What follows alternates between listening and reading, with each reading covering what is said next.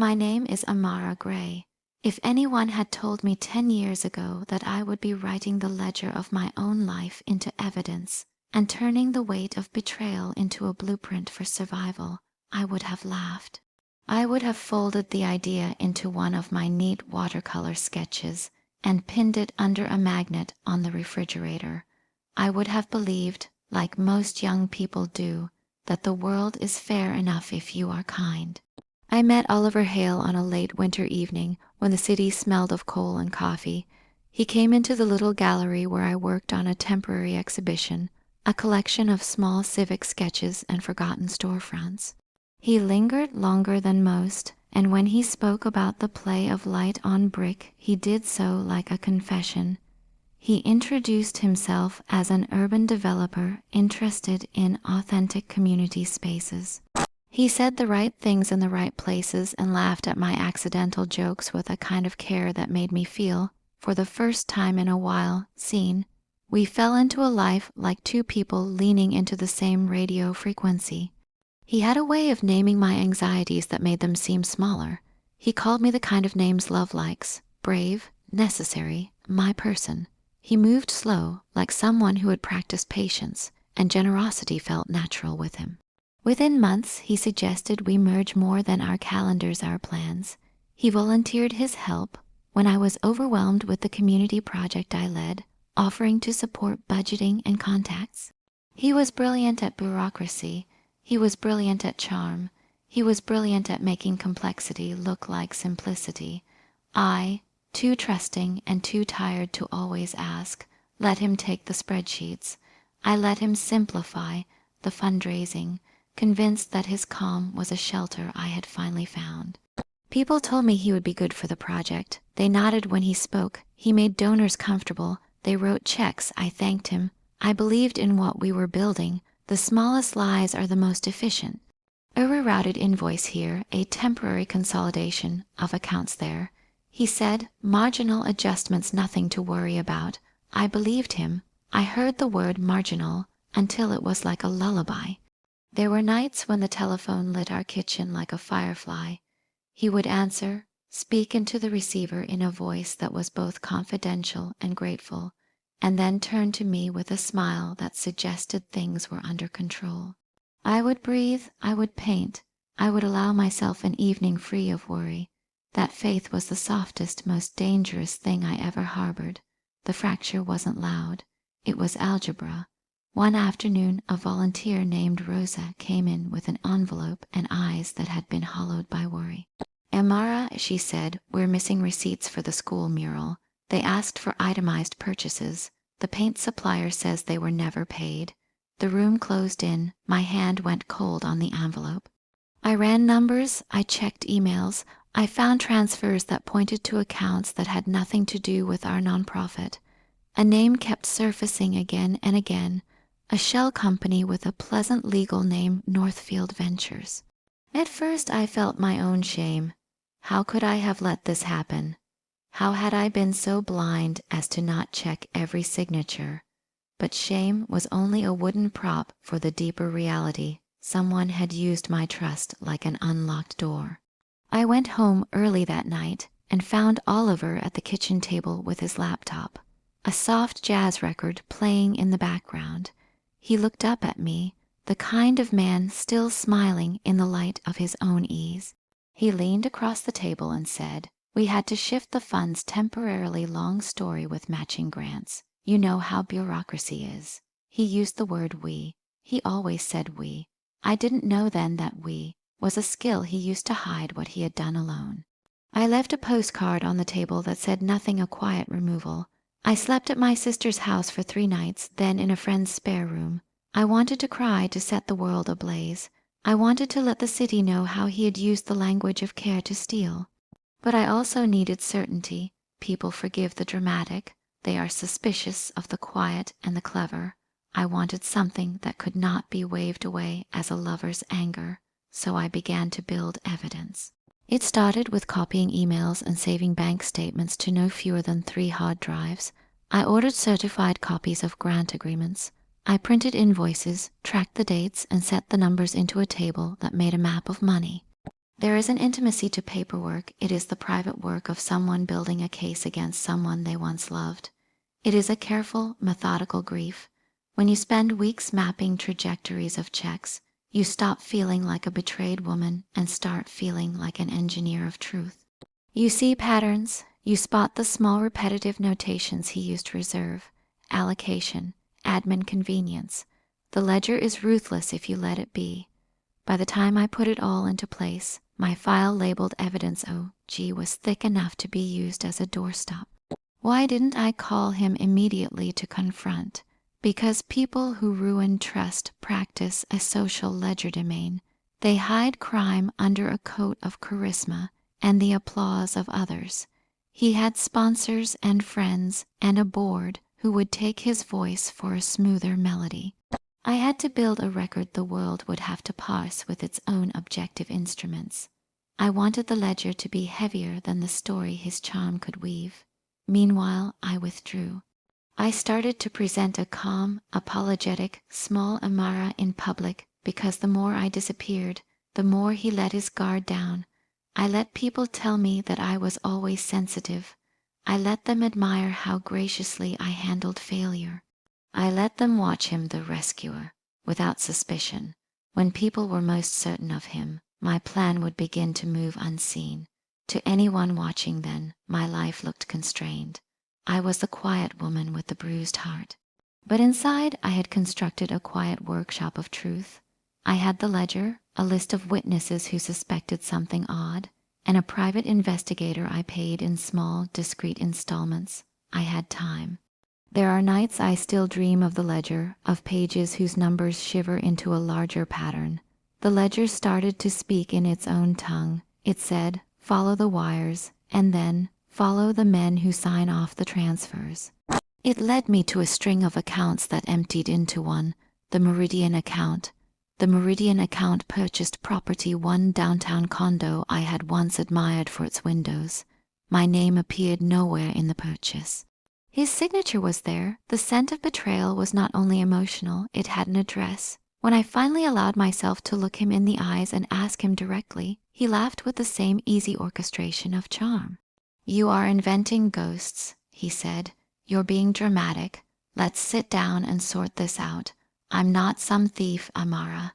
He had rehearsed the role of the indignant partner. He had prepared legalese and sorrow with the same care he used to select the right wine. I learned then how men like him practice defense by performance, a mixture of guilt and plausible explanation that demands patience from the listener. He would play the tired man. I would play the persistent partner. He would use others to vouch for him. I would use the ledger and the quiet.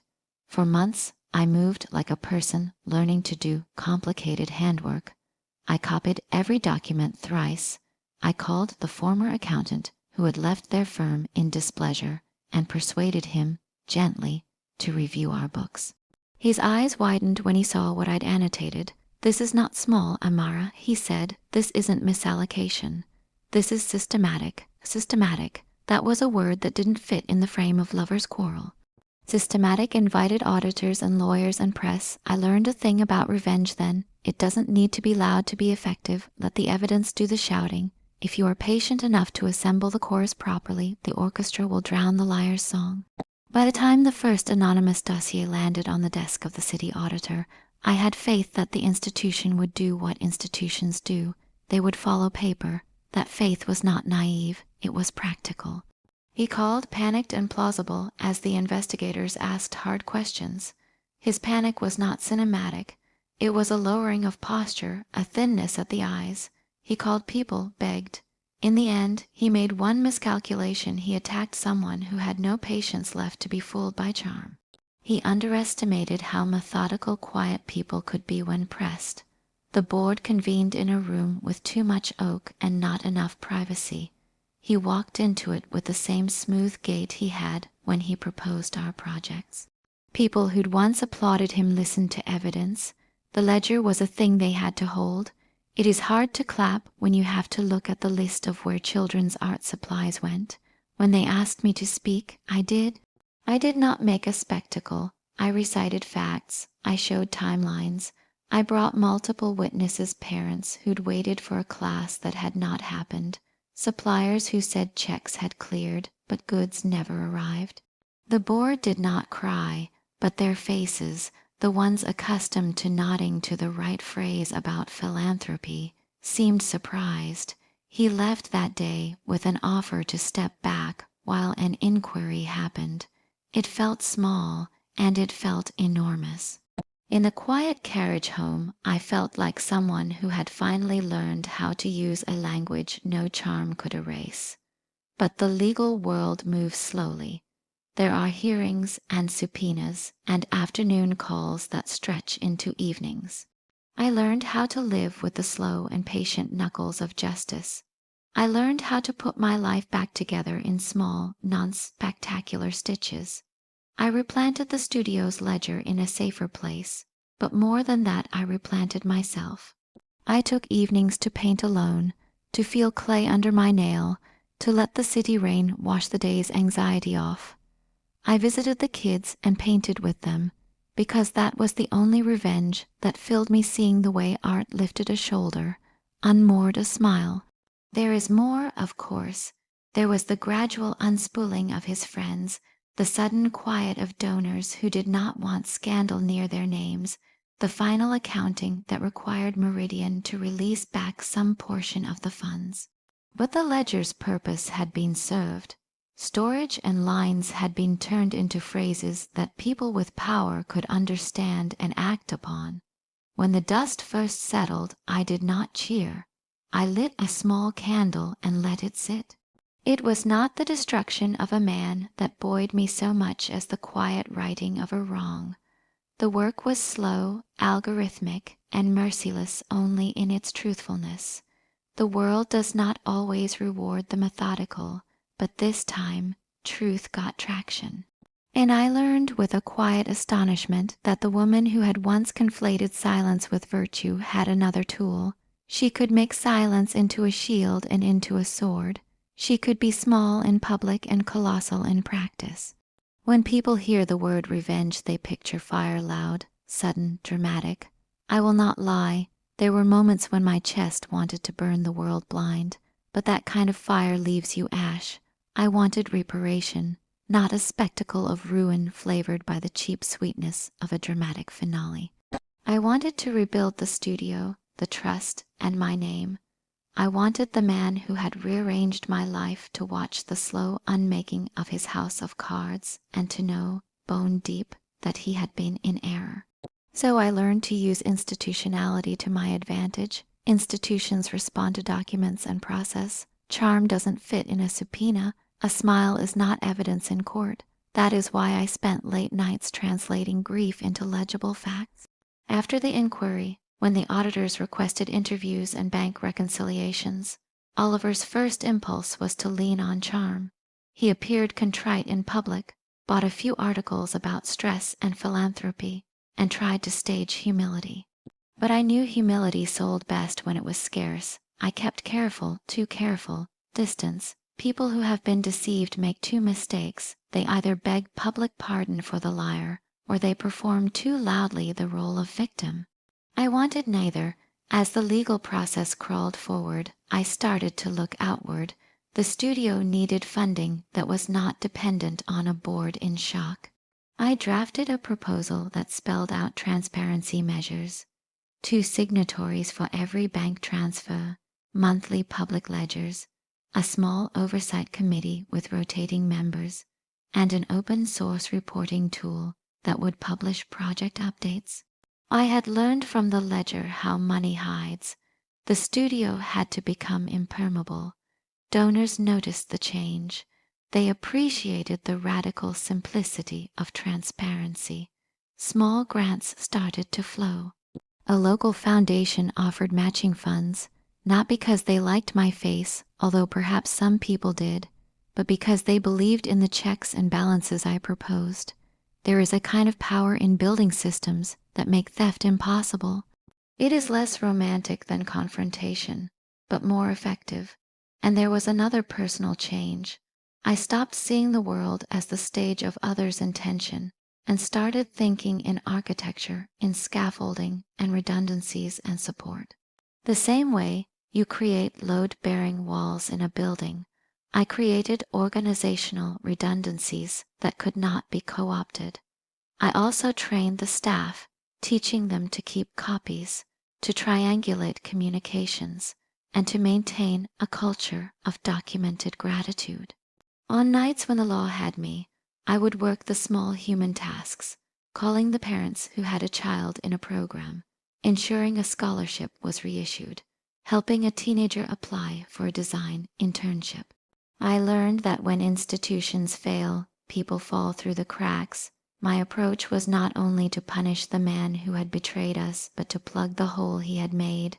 Oliver, for his part, grew thinner in his public persona. He tried to find other ways to build reputation, small thing, tanks, private advisory boards, but the ledger shadowed him. People were warier. He began writing op-eds about learning from errors and the pressures of building civic projects, but the phrasing felt manufactured.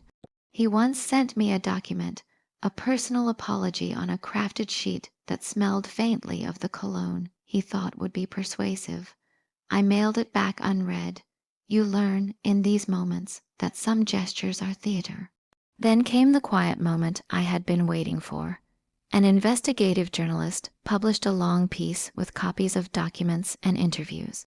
The article laid out the money trail and described how the company he'd used to funnel donations purchased property and financed ventures unrelated to the nonprofit's mission. The language was sober and factual. It did not call him a monster, it called him accountable. That is precise justice, not the kind that devours. When the board finally convened to evaluate his role, their deliberation ended with a unanimous request for his resignation. He left that meeting with a small, polite speech about mistakes and growth. People told me later that he cried in the car on the way home. Empathy is not for everyone, and contrition is rarer still when it is sincere. With him out of the picture, there was a long period of reconstruction. We hired a new executive director who specialized in community finance and transparency. We merged into a small network of nonprofits. We taught how to have public ledgers. We rebuilt not just the building, but the trust. That was my real victory, not headlines, but the children's laughter in a studio that now had enough paint for every pair of hands. Yet something else happened in the quiet aftermath that surprised me. Oliver began to contact people trying to salvage his career.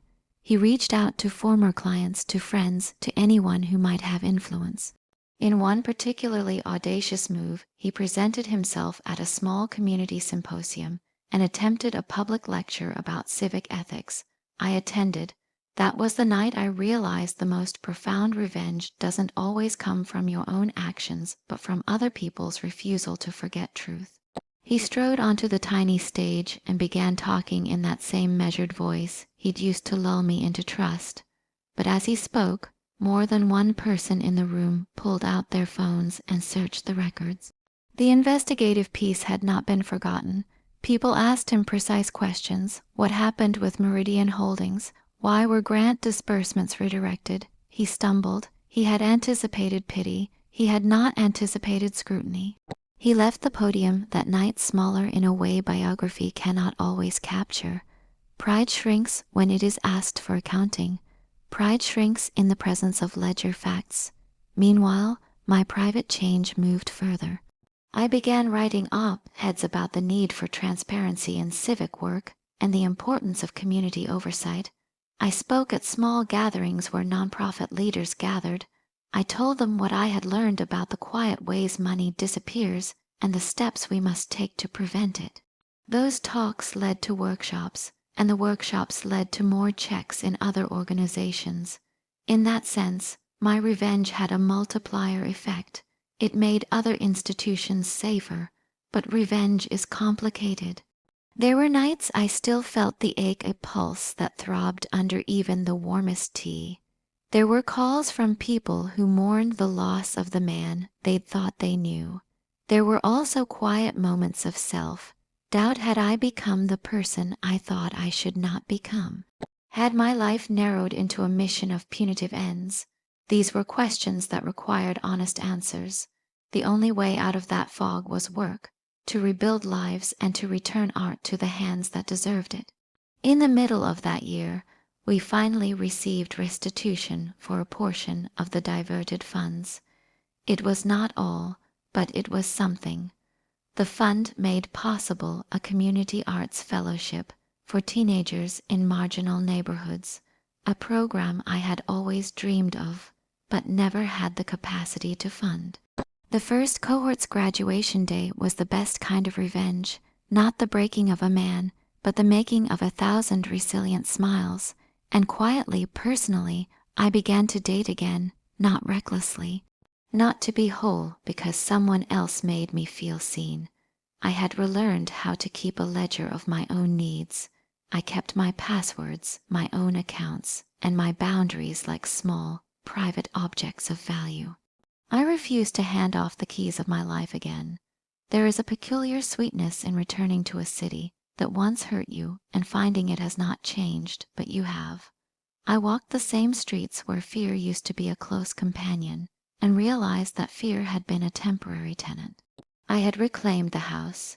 Years later, I would sometimes sit at the studio and look at a wall with small plates of children's handprints. One morning after a long winter, I took the sketchbook I had carried through those early months and painted a small picture, a bridge arched with people crossing. It was not a metaphor for something he had done. It was a note to myself: bridges can be rebuilt better if the foundations are honest. Oliver tried in the aftermath to sue the nonprofit for defamation. It was a thin thing, a last attempt to salvage dignity through court theatrics. We had the documents, our lawyers, methodical and unsentimental, countered with printouts and witnesses. In the end, his suit was dismissed for lack of cause.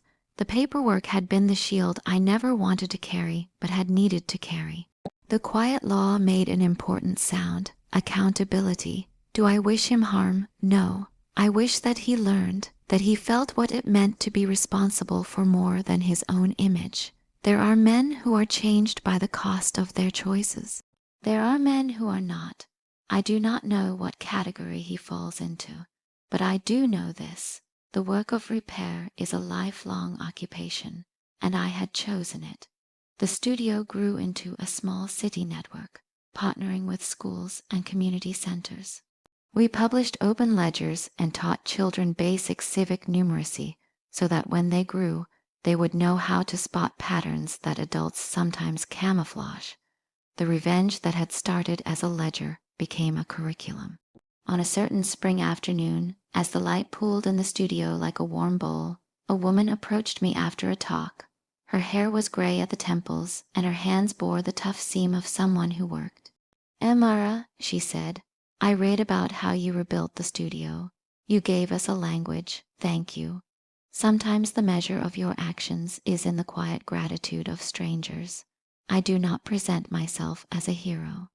I present myself as someone forced into a curriculum by a deceit that cost children time and paint.